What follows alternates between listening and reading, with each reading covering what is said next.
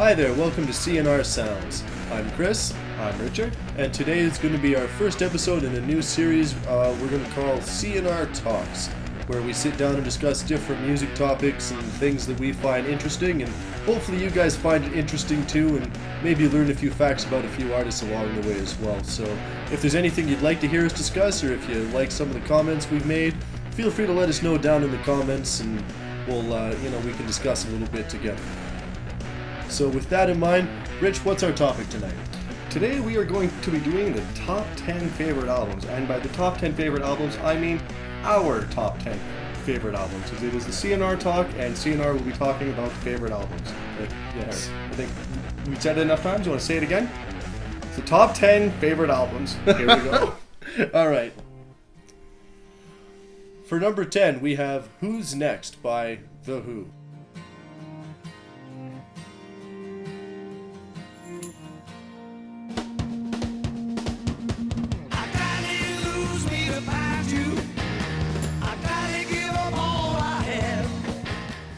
This was their fifth studio album, released in 1971. Rolling Stone ranked it 28th out of 500 greatest albums of all time. It'd have to be pretty good to be rated 28th out of 500. Makes me kind of want to check that list, see what the other mentions might have been, what number one might have been, for example. What is your favorite track on this album?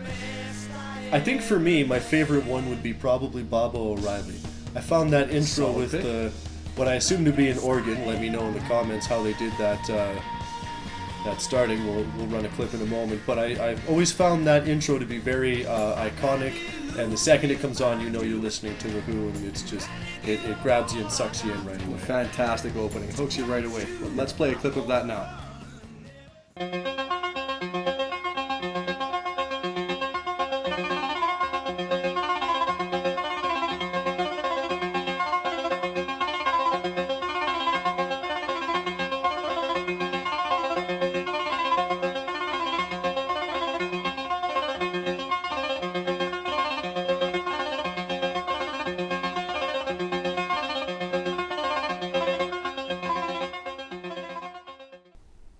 Number 9, Deep Purple in Rock. Got a black breast, Chinese eyes. Got an English brain that's gonna make me wise. Got a long story that I wanna tell to a rhythm that I know so well.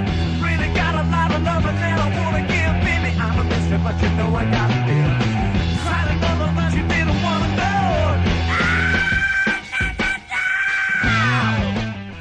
Deep Purple in Rock is Deep Purple's fourth studio album. This was released in June of 1970. This features the Mark II lineup. Chris, you've quizzed me on this in the past, so I'm going to turn this around on you this one time. What is the Mark II lineup? Well, let's find out together if I know them all. So we got Richie Blackmore on guitar. Check. Then we got, I almost said the wrong name there, Roger Glover. That would be the right name. That'd be the bassist. That's the right name, yes. I almost said Donald the first time. That'd be someone else. That's a totally different guy. And then on drums, you got Ian Pace. Yep. So let's see, that's the rhythm section and guitar. So then on keyboard, you got John Lord. And I think the only guy I'm missing right now is Ian Gillian does the voice. He does. He does indeed. Did I get That them all? is the Mark II lineup. If Yeah. I may, I just want to chime in here. My favorite track off of this album is track 3, Child in Time. That's a I good think one. this is probably yours as well. It sure is. Child in Time is a little something special for us. We first heard this song because our father played it for us, and this kind of is a childhood memory for us of sorts. It's very nostalgic, very meaningful. Child in Time is a big deal for us, and if the YouTube gods will permit, I'd like to play a clip of that now.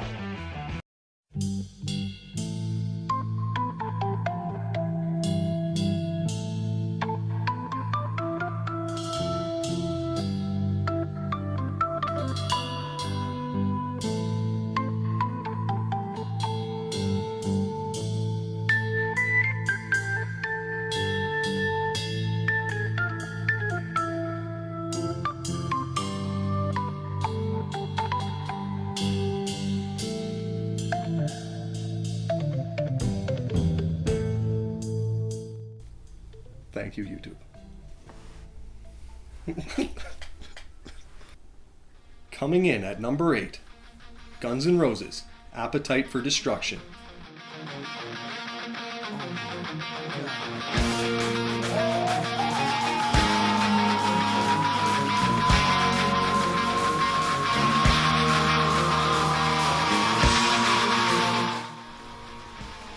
Guns N' Roses' Appetite for Destruction is one of my favorite albums in ever, as you might be able to see. But before we get into that, shall we do the song facts? Gotta have those facts. Should we do the facts? Gotta do the facts. Facts. Facts. Let's fax this up. Okay. Guns N' Roses' Appetite for Destruction is their debut studio album. This was released in 1987.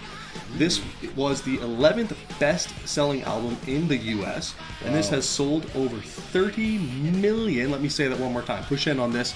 This is 30 million copies. This features Welcome to the Jungle, Sweet Child of Mine, Out to Get Me, which is one of my personal favorite songs ever. The opening riff for that song it's so gritty and dirty, and I love everything about it. The clip? Should we just Sure. Yeah, let's run a clip. I can chuck that in. Clip.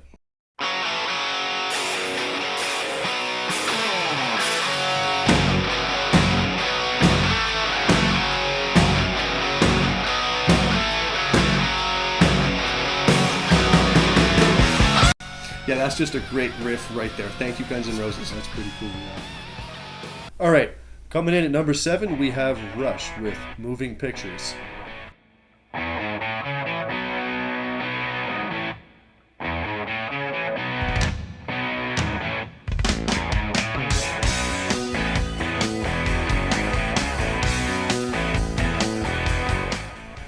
This was their 8th studio album, released in 1981, selling 5 million in the US, making it their highest selling album in the US. Now, 5 million is not as high as 30 million, like when we just did It is not. Guns N' Roses. So let me just ask you, why would we want to put it on this list? Why Rush? Why Moving Pictures? Well, simply What makes put, it special? if for no other reason, because I love Rush. Rush. Is so diverse, so unique. Rush is variety. Rush is variety. Everyone a little variety. Rush is variety, bitch. So if for no other reason, that would be a good reason right there.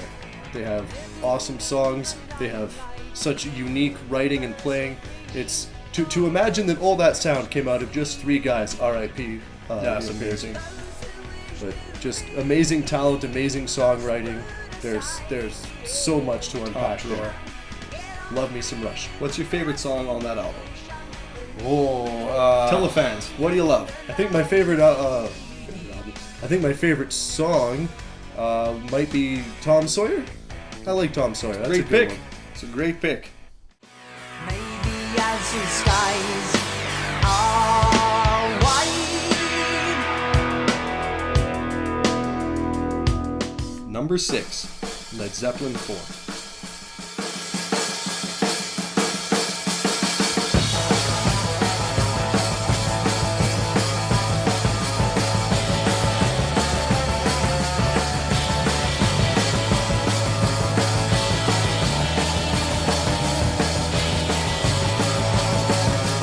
Led Zeppelin 4 is their 4th studio album.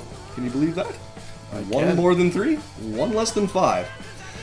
This was released in 1971, and this has sold over 37 million copies. Wow, that's a lot That of we copies. know of. This is a monster. Yeah. This is the album that features Stairway to Heaven, amongst many other ones, but that's got to be the smash, I think. That's arguably their best song. Would you say their best song? I would Maybe say not. it's at least their best known, if not their best song. It's got to be top 3, if not. I feel like everyone's heard Stairway at least once. Yeah. If you don't even if you're not familiar with Zeppelin, you've heard Stairway most likely. So I feel like at least on a popularity basis, that Still would gets probably played on be the their radio best like song. 50 years later. Damn near, or literally, yeah, Yeah, it, 21 like- and 71. Yeah. Yeah, it's like it does. All right then. Well, dang. It's Zeppelin 4. Lonely, lonely, lonely, lonely time. Coming in at number 5, we have Pink Floyd with Dark Side of the Moon.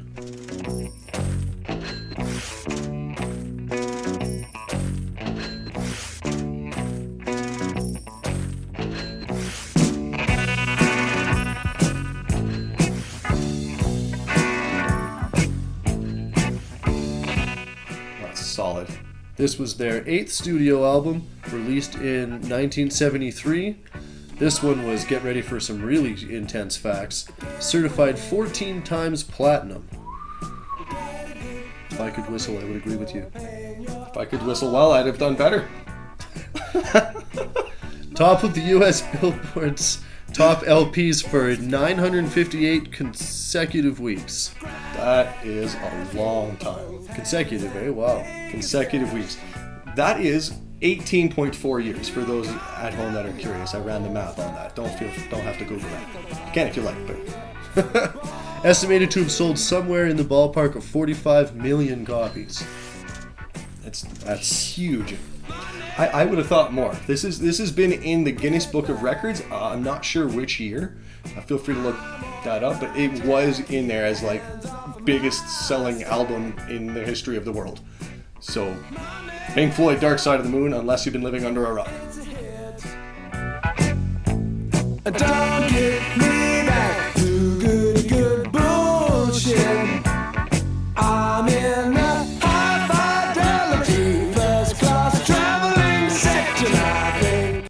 Number 4, Nevermore, Dreaming Neon Black.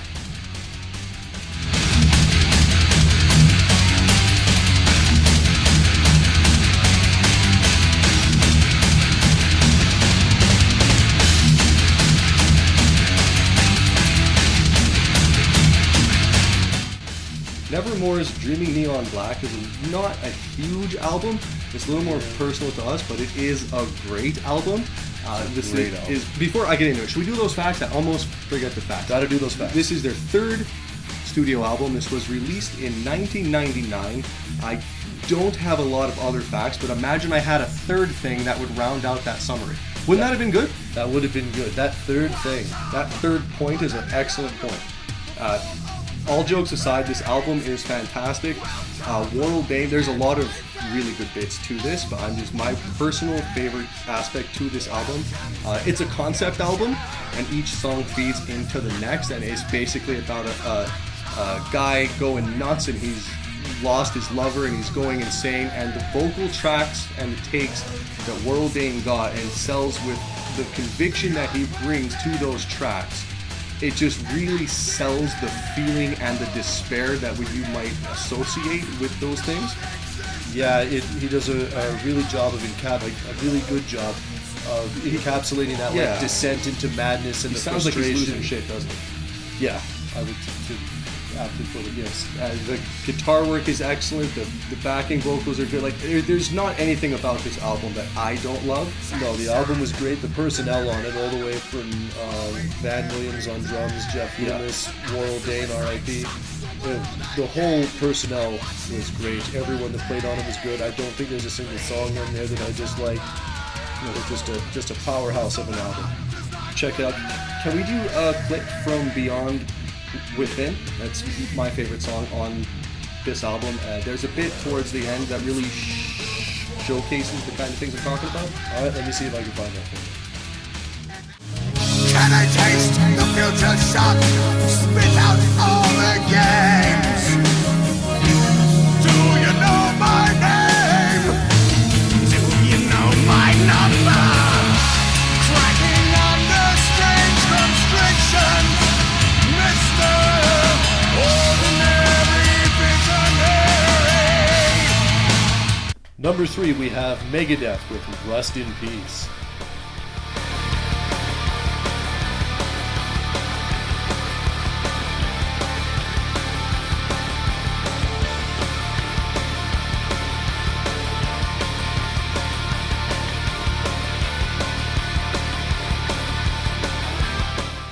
This was their 4th studio album, released in 1990. This features such awesome hits as Hangar 18 and Holy Wars and the Punishment Due. Yeah. I think probably Hangar 18 is their best known off the entire album. It was even in Guitar Hero 2, I believe. if I'm It not was. mistaken. It was, and rightfully so. Dave Mustaine and Marty Friedman are guitar heroes. It's after name.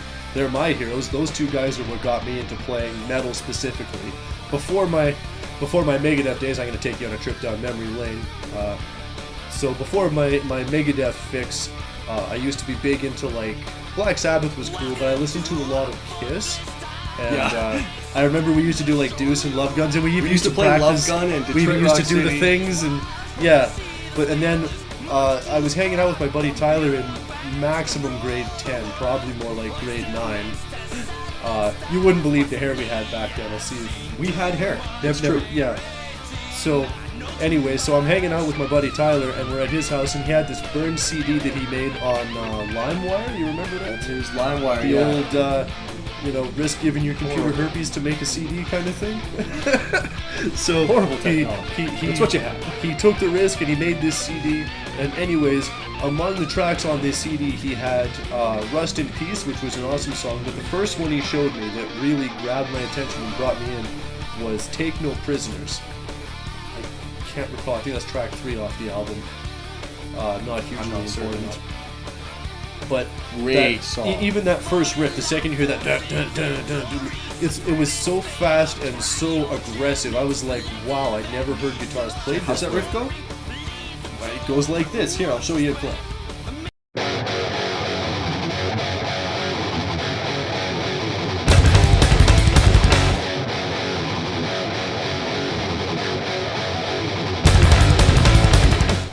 And so yeah, when I was listening to this, I was like, wow, like you go from Love Gun to Take No Prisoners. There's quite a That's a profound difference. quite a stark distinction that you end up with. So it forever changed my playing. I had to go learn more about these guys, and basically the rest, as they say, is history. You know how much we've fallen in love with Megadeth. You've seen how many videos we have done on them. So yeah, what else need to be said? I love Rust in Peace, I love Megadeth, and that is why this album is so far up on the list. Number 2, Lamb of God, Philadelphia.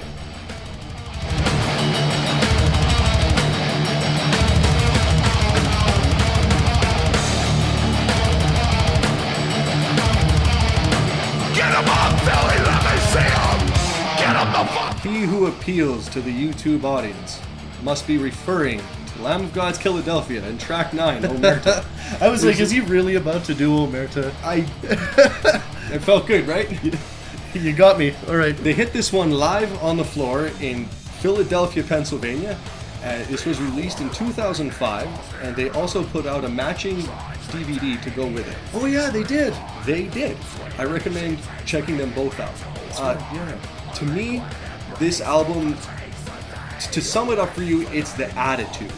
They really bring a metal edge that I so dearly crave, and it hits in all the right places. It's so hard. Like, if you can permit me to use an overused cliche, this album is hard as fuck. The guitar work, Randy Blythe's vocals, Chris Adler on drums, the interactions with the crowd, like they have such a high energy. This is what I love about live albums, and this is probably my favorite live album of all time. And my favorite track on this album is 11th Hour. Closer and closer towards every defeat. When the battle ends, only the battle. Your answer is opening. Behold it. Some honorable mentions before we reveal number 1. Master of Puppets, Metallica.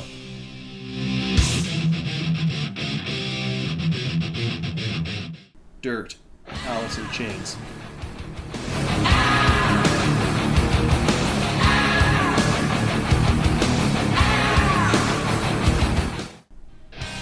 Killswitch Engage, The End of Heartache.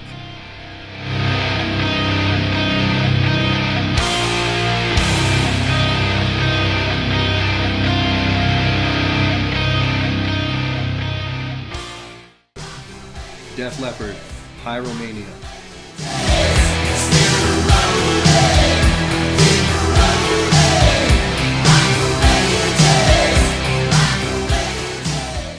Tool, 10,000 Days.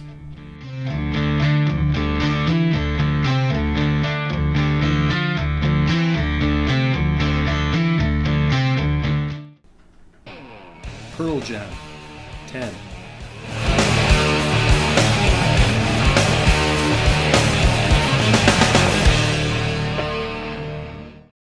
Coming in at number 1 and finishing our list is Paranoid by Black Sabbath.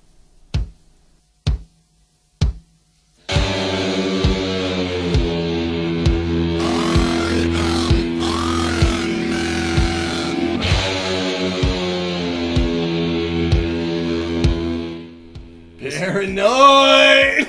Yeah, buddy. This is their second studio album, released in 1970. Oh man, I love this album.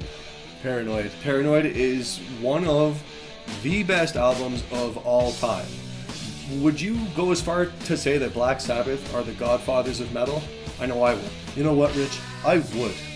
I know there's a bit of a debate between a few different bands like Black Sabbath, Judas Priest. I think Zeppelin gets sometimes mentioned. Deep Purple sometimes. Deep I've heard. Purple.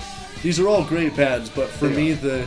the granddaddy of like metal music, not just like hard rock, metal music specifically, you gotta give it to Black Sabbath. Like their really do. edge was like, I guess I wasn't there, so I can't speak directly to the impact, but I just, every single song on that album, every single second and beat is amazing. You actually can speak to the impact. You yourself are an example of that. Every metal band following since then pays homage to Black Sabbath, and we're no That's exception. And here we Yeah. are making this list today. This released in 1970, so we're talking 51 years later. We've officially dated this, and it's just it has rung throughout the years and resounded throughout metal bands to come in their wake and to proceed throughout the future in perpetuity. Well put. Black Sabbath is incredible. Each member is, you know, prolific in his own right. Ozzy being the most notable, of course, but Tony Iommi has been the inspiration for.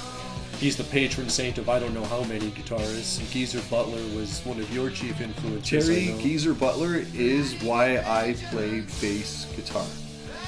I was playing string bass and I got into other things and I did Appetite for Destruction, but that was later. The reason I switched from playing string bass to bass guitar is entirely because of listening to the Paranoid album, and then my band teacher talked me into it. That is true.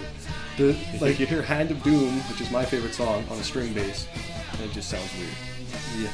It's got to be on the guitar. I mean, Bill Ward is probably the lesser known out of all of them, and he's still an amazing drummer. By no means the least Like, talented. you got to hear some of He's those a pro. fills in War Pigs. It is when he does some of those rolls and stuff. He's a madman. In fact, here, would you like to hear some of those drum fills from War Pigs? Let me chuck that in there for you. I don't know why I'm pointing behind me.